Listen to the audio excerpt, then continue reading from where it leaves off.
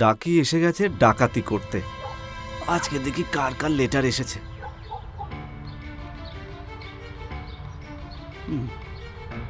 অনু,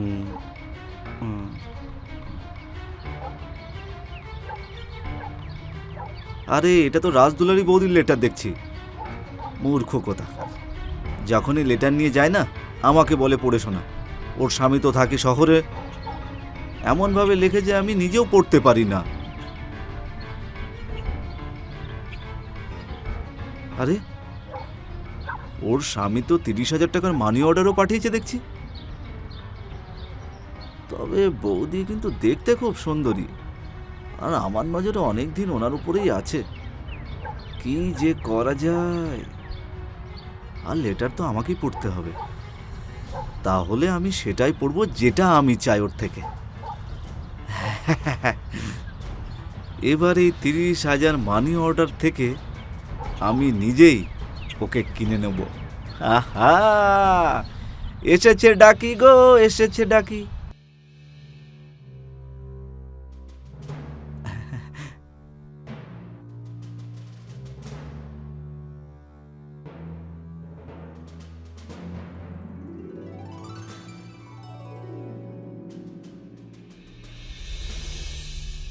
কি হয়েছে ডাকবাবু, কিছু এনেছেন নাকি? আরে বৌদি, চিঠি ছাড়া আমি আর কি আনবো বলুন তো। এই নিন, দাদা চিঠি পাঠিয়েছে, এই নিন। আরে তো পড়ুন না, কি লেখা আছে। বৌদি, যখনই আমি এখানে আসি আমাকেই পড়তে বলেন। আমার কাজ হলো চিঠি বিলি করা, চিঠি পড়া নয় গো। হ্যাঁ, আরে আপনি তো জানেন যে আমি পড়াশুনো জানি না, সব সময়ের মতো আপনাকেই পড়তে হবে। ঠিক আছে।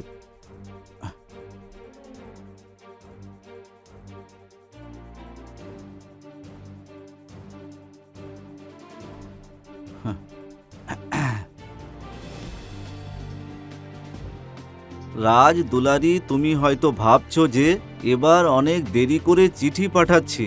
এখানে তো তোমার থেকেও বেশি সুন্দরী মেয়ের সঙ্গে আমার ভালোবাসা হয়েছে। কি এসব তুমি কি পড়ছো গো ডাকবাবু? আরে বৌদি, সেটাই পড়ছি যেটা লেখা আছে। দেখুন, আহ, আমি ওকে বিয়ে করতে চাই, আর তার জন্যে তোমার থেকে ডিভোর্স নেওয়া খুবই জরুরি। পরের বার আমি ডিভোর্সের কাগজপত্র পাঠিয়ে দেব, ওতে তুমি সই করে পোস্টম্যানের কাছে পাঠিয়ে দিও। হ্যাঁ, আরে ডাকিয়া বাবু, এটা আমার সাথে কি হয়ে গেল? ও শহরে কাকে মন দিয়ে দিয়েছে? আরে আরে বৌদি বৌদি, আরে কাঁদবেন না, কাঁদবেন না আপনি। আরে কাঁদবো না তো কি করব? পরের ডাকে ডিভোর্সের কাগজও চলে আসবে, আমি সিগনেচার কি করে করব? আরে বৌদি, আপনি সইও করবেন না, তাহলে ডিভোর্স হবে কি করে? সত্যি? হ্যাঁ, আমি আছি তো আপনার সঙ্গে, আমি ডিভোর্স হতেই দেব না। দেখে নেবেন। শান্ত হন বৌদি, শান্ত হয়ে যান। আরে কিন্তু প্রত্যেকবার তো টাকা পাঠায়, এবার তো টাকাও পাঠায়নি, তার উপর ডিভোর্সের কথা তো আলাদাই ব্যাপার। আরে বৌদি, আমি তো বললাম যে আমি আছি। আমি সন্ধ্যের মধ্যে কিছু টাকা জোগাড় করে আপনাকে পাঠিয়ে দেবো, আপনি চিন্তা করবেন না একদম। হ্যাঁ,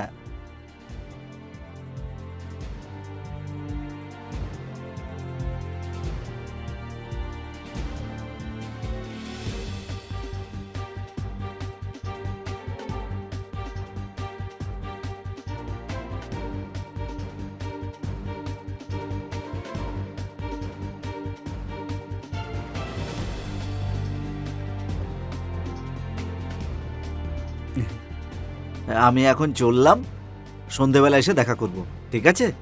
হ্যাঁ, ঠিক আসলাম। আছে।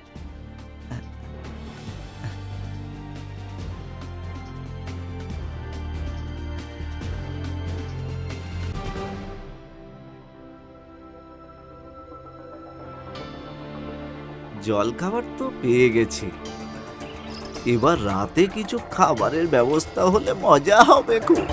হ্যাঁ,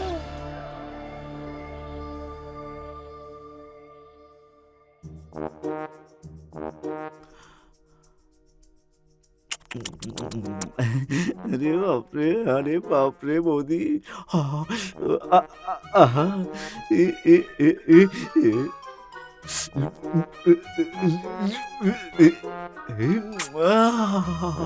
আরে বৌদি, আরে খুব ভালো ছিল।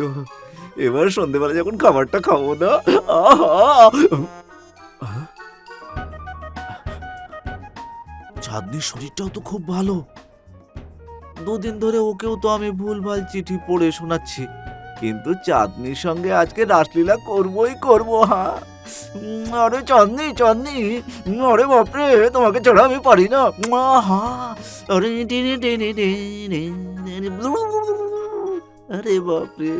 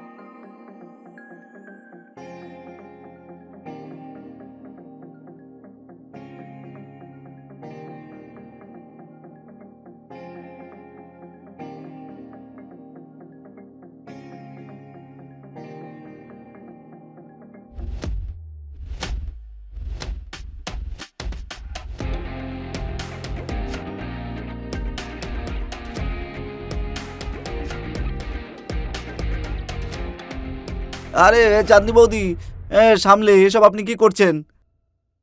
আর এসব কথা বাইরে কাউকে বলবেন না যে আমি আপনার শাড়ি ঠিক করে দিয়েছি। কেন? আরে লোকে তিল থেকে তাল করে।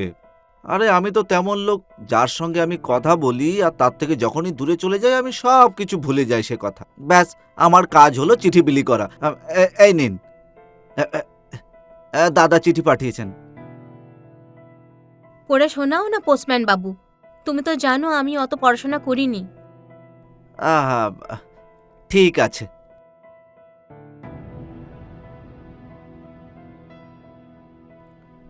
চাঁদনি, তোমাকে দেখতে কত সুন্দরী, মাঝে মাঝে ইচ্ছে করে তোমার মুখের উপরে একটা চুমু দিয়ে দিই। ও মা, এসব কি বলছো? আরে আমি না, দাদা লিখেছেন এসব। আচ্ছা। আর একটা কথা শুনুন, এই যে নন্দু পোস্টম্যান আছে না, কিন্তু এতে আমার নাম কেন লিখেছেন? আরে বাবা তুমি পড়ো না, আমি কি জানি। এই নন্দু যে পোস্টম্যান আছে না, ও যেটা বলবে ওর কথা তুমি মেনে নিও। ওই হলো আমার আসল বন্ধু, বুঝেছো? ও কাউকে কখনো কোনো কথা বলে না। তুমি তো একই কথা বলছো যেটা একটু আগে বললে। আ- আরে আমি বলছি না, ওই তো দাদা লিখেছেন। হুম। চাঁদনি, তুমি আমার থেকে যেটা চাও না, ওটা তোমাকে নন্দু পোস্টম্যান দেবে। তুমি ওর সামনে নিজেকে সমর্পণ করে দাও। কি বলছোটা কি? আমি বলছি না, দাদা লিখেছেন এতে। নন্দু পোস্টম্যানের সামনে পুরোপুরি সমর্পণ করে দেওয়ার পর যা ইচ্ছা সেটা বলে দিও, ঠিক আছে? ওই তোমার ইচ্ছা পূরণ করবে, আর ওই হলো আমার আসল বন্ধু। এটা এসব আবার কি বলেছে?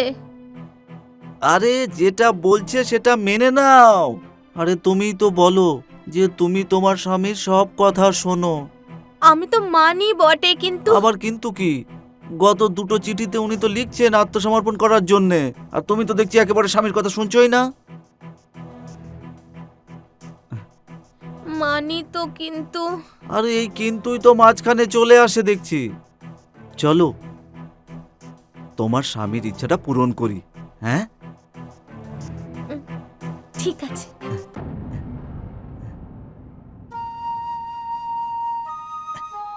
হ্যাঁ, হ্যাঁ, হ্যাঁ।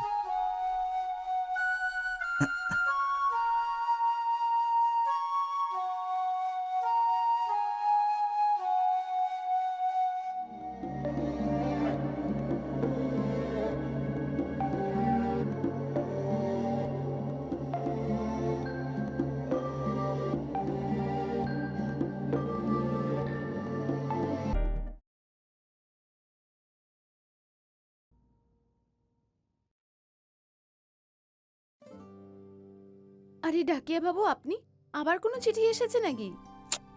কেন বৌদি, চিঠি না এলে কি আসা যাবে না এখানে? আরে কেন আসতে পারবে না? এই বাড়িটা তোমার, আমি তোমার, আর সাহেব তো তোমারই। বৌদি, দাদার কথা তো বলতে পারবো না, কিন্তু আমি তোমাকে নিজের মনে করি। আরে এটা কি করছো? কেউ যদি দেখে নেয় তো? আরে তাতে কি হয়েছে, আমি হলাম পোস্টম্যান, চিঠি দিতে এসেছি। আর এমনি তো দাদা তো ভালো করেই জানেন যে আমি এদিক ওদিক করি না। আর এবার দাদা টাকা পাঠায়নি, তাতে কি হয়েছে, আমি আছি তো। এই নিন পুরো 15,000 টাকা। আরে রেখে দিন এখন না।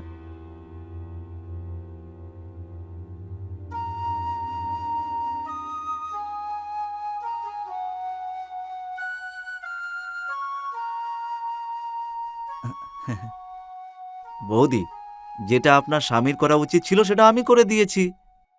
তার বদলে তুমি এটা করো যেটা তুমি তোমার স্বামীর সঙ্গে করতে চেয়েছিলে। হ্যাঁ,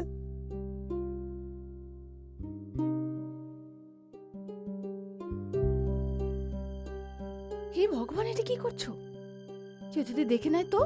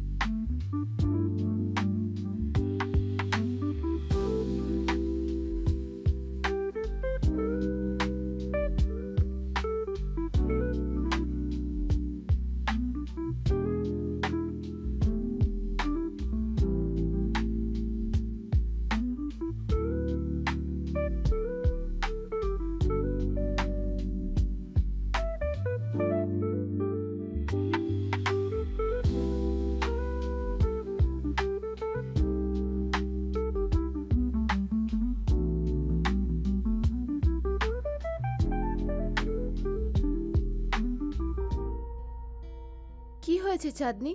তোকে এত উদাস দেখাচ্ছে? কি আর বলবো, তোকেও তো খুব মনমরা লাগছে। উদাস কেন হব না বল? আমার বর আমাকে ডিভোর্স দেওয়ার কথা বলেছে চিঠিতে, আর এবার টাকাও পাঠায়নি। আমার বড় আমার থেকে দূরেই থাকে, জানি না কি কাগজপত্র পাঠায়, আর মানি অর্ডার তো করেই না। ওই পোস্টম্যানটাকে ভালো বলতে হবে, আমাকে 5,000 টাকা দিল, তাতেই তো আমার খরচ চলছে। আমাকেও ডাকিয়া বাবু কিছু 10,000 টাকা দিয়েছে, আমারও কিছু খরচা চলে গেছে। তোকেও টাকা দিয়েছে পোস্টম্যান? হ্যাঁ, আর বললো যে কাউকে বলতে না। কিন্তু একটা কথা আমি বুঝতে পারলাম না, আমাদের দুজনের বর আমাদের এত ভালোবাসে, তাহলে এই ডিভোর্সের কথা কেন বললো? এটা তো আমিও বুঝতে পারছি না, এটা নিয়ে তো আমিও চিন্তায় পড়ে গেছি। আমি তো ভাবছি এই চিঠিটা নিয়ে গিয়ে পুলিশকে দিয়ে আসি। এটা তোর কাছে এলো কি করে? এটা তো আমার বরের। না না, এটা আমার বরের। তুই কি করে জানলি? তুই তো পড়তেই জানিস না। আরে এই চিঠিটাই তো ডাকিয়া বাবু পড়ে শোনালো। আচ্ছা, এমনটা তো নয় যে ও আমাদের দুজনকেই বোকা বানাচ্ছে। আমারও তাই মনে হচ্ছে। যত বড় চিঠি ও পড়ে শোনায়, অত বড় তো চিঠিও নয়।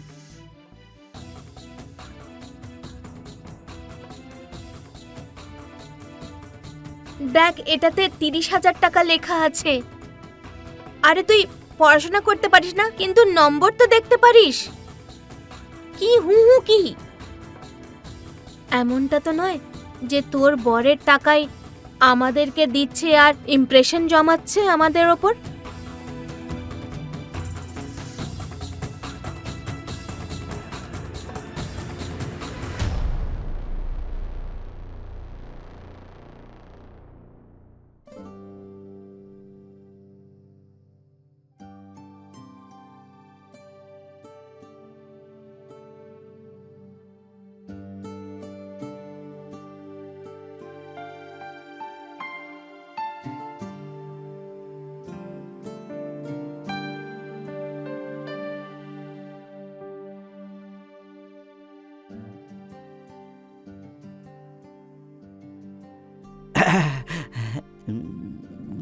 আরে বৌদি, কি বলবো, আপনি আমাকে আবার ডাকলেন?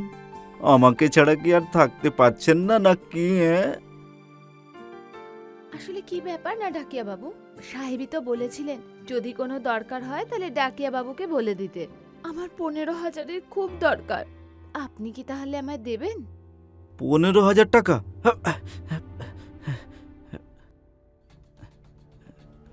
হ্যাঁ, আমি আপনাকে 10,000 টাকা দিতে পারবো। কিন্তু আমার তো 15,000-এর দরকার। কিন্তু আমার কাছে তো 10,000 টাকা আছে, ওটাই তো দেবো, তাই না? আচ্ছা পোস্টম্যান বাবু, ওই 10,000 টাকা না যে 30,000 টাকা ওর বর পাঠিয়েছিল? চাঁদনি, তুমি এখানে? আর না তো কি, আমি তোমাকে এখানে ডেকে পাঠিয়েছি তোমার আসল রূপটা দেখাতে। হ্যাঁ, আমাকে গাওয়ার অশিক্ষিত ভেবে বোকা বানাচ্ছিলে। এবার আমরা তোমার থেকে 10,000 টাকা উসুল করে ছাড়বো, আর তার সাথে জুতো দিয়েও মারবো।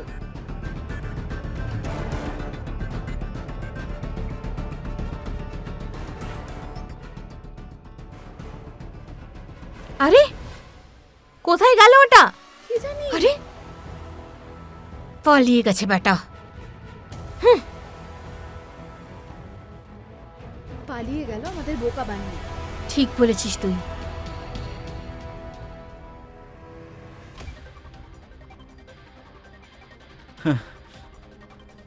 আমার অবস্থা তো একেবারে খারাপ হয়ে গেছে দেখছি। আমাকে অন্য কোনো এরিয়াতে যেতে হবে, আর সেখানে যাওয়ার পরে এনাদের মতো মূর্খ লোক খুঁজতে হবে, নতুন শিকার, যেখানে আমি ডাকাতি করতে পারবো।